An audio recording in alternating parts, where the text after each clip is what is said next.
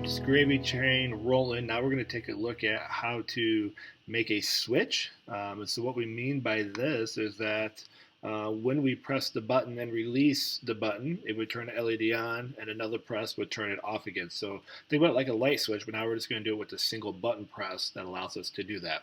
So we're actually going to keep this same code.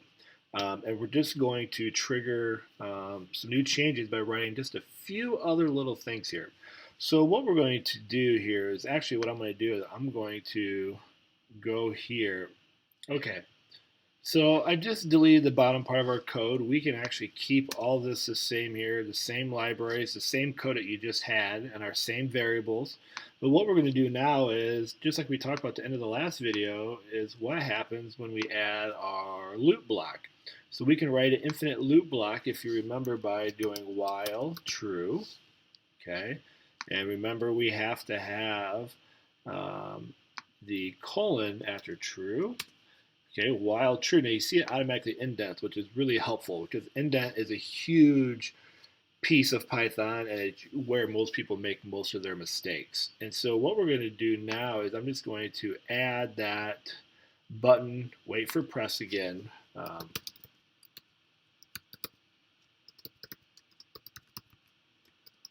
And this time we're going to add a new piece of code that is LED toggle. And what this does is it'll switch the state of the LED from on to off or off to on.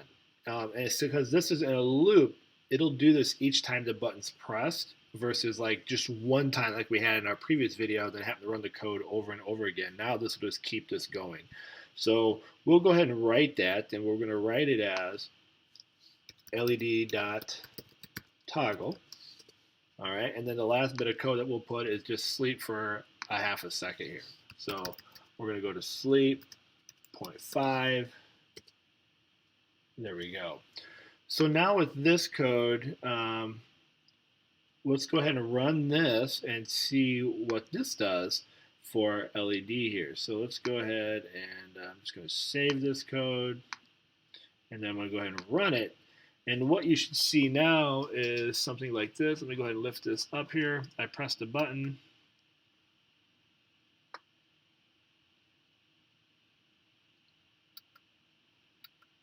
And so now what it's going to do is it's just waiting for me to press the button again. So the toggle just goes opposite of whatever state it's in. What that sleep does, it just gives a half-second pause so it doesn't automatically kick us out. So I can still do this fast, but you see there's like a half-second delay before it'll trigger again, which is nice. So this would leave it all on. Think about those lights you might have in your hallways or in closets where you press the button and the light stays on until you press it again, then it turns off. This is this type of toggle switch concept that we're working on. So you've got that. But let's go ahead and continue this piece. And let's say we wanted to make an LED that would switch on only when the button's being held. And so if you're pressing the button down, it's on, and then as soon as you let go of the button, it turns back off. So what we can do is write these ideas called button classes. And we can then trigger what we want to have happen when a class of a button press, input, is activated. So we don't want this in a loop because they automatically stay where they are in that state. And so the loop is not needed. So what I'm actually going to do here is I'm going to just do a new program. I don't need to. You can rewrite this if you want, but I'm going to go new here. And so we're just going to go ahead and rewrite this again real quick. So from GPIO0, we're going to import LED and button. Okay, and then from time, we're going to import sleep. Again, our LED is equal to LED 17, and button is equal to button 2. All right, and now when we get to the code part here, what we want to do then is we're going to activate the different things that we need to do. And so actually this one will call for a different library, excuse me. So I need to go back and fix this. So we made it do from signal,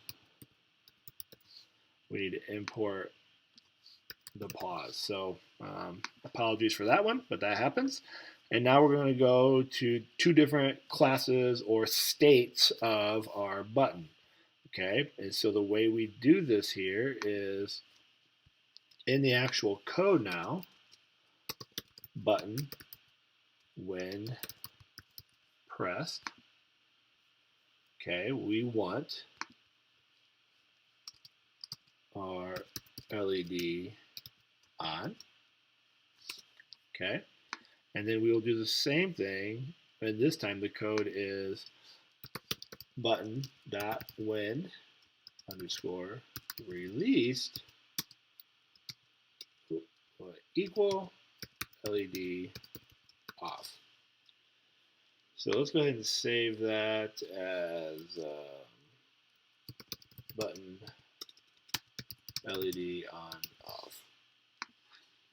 All right, so now when I run this, the LED should stay on as long as I have the button pressed down and released and turned off. So if oh, I've got an error. You can see I've got a module not found error. It tells me right down here I have an error. So if I look at that, it tells me that my error is on line 2. So I go to line 2, and it's telling me there's no module name this because I spelled signal wrong. So that's why it didn't work. So I'm going to go back here and fix that, and we're going to try this again.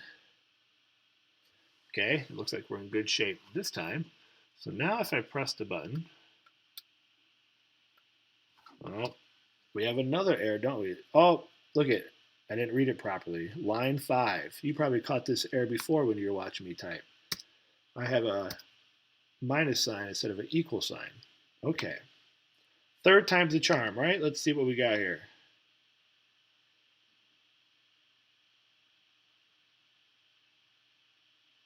Let's see. I don't know if this is going to work or not. We're going to find out.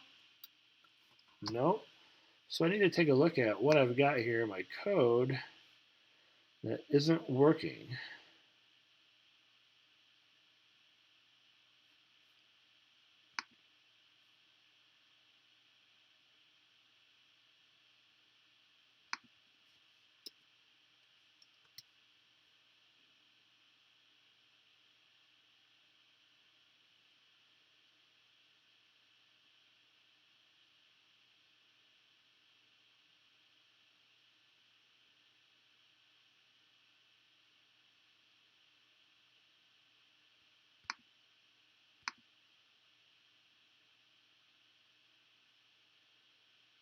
From GPIO0, import LED, comma, button. We've got that. So that looks over. From signal, import pause. I got that. LED paused, LED 17. And we got button, the button 2.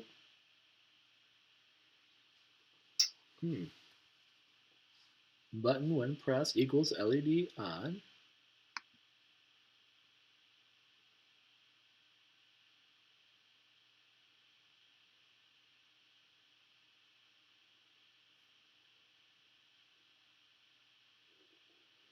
So it's telling me I've got an error here, but I can't read.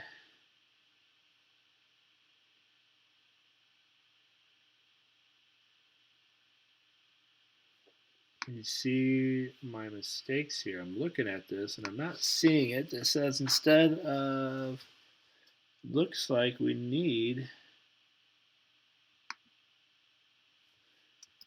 parentheses here. Let's see if that's the case. So I'm trying to read this error code properly.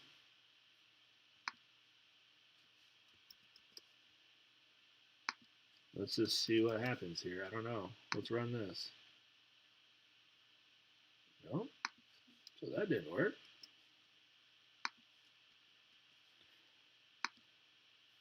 Oh, I see it. If you've seen it all along, I appreciate your patience. I'm sharing this with you because This is going to happen so many times in your programming. Even when you get good at it, you'll find your mistakes. And so you can see here, I do not need these parentheses on this code. And that's what was calling out the issue on here all along. So sometimes it's really easy to see and work through that. And so I was just kind of doing that because, one, hey, we all make mistakes, right? And you're going to make mistakes. And I was just trying to kind of showcase here a little bit how you go about trying to problem solve, looking at line by line, double checking, and just kind of working through that. So now, you see we have no errors down here. Thank the Lord, huh? Okay, here we go. Let's see. If I press this now, we should have a blue light turn on. There we go. And as soon as I let go, it's off. On until I release. There we go. We're in action. Money, money, money. Boom. So there you have it. There is the code to kind of look again at how can we write some different ways to manually control outputs. In this case, making a switch, whether it was like we did before, or in this case, when the button's pressed and released. So just kind of some cool things to think about, as well as showcasing kind of then how to troubleshoot and problem solve when your code doesn't work. And when you are ready, our next step for today will be how to use the buzzer, which should be pretty straightforward based on our past experience in Scratch and now doing some of this work. You can see here how things are kind of slowly coming together, just using some of the same code, different libraries and different variables, but using the same kind of thought process to make things happen. All right, my friends, once you got your light working on and off based on the button press, you can go ahead and proceed to the next step of using a buzzer. All right, my friends, as always, stay awesome. Peace.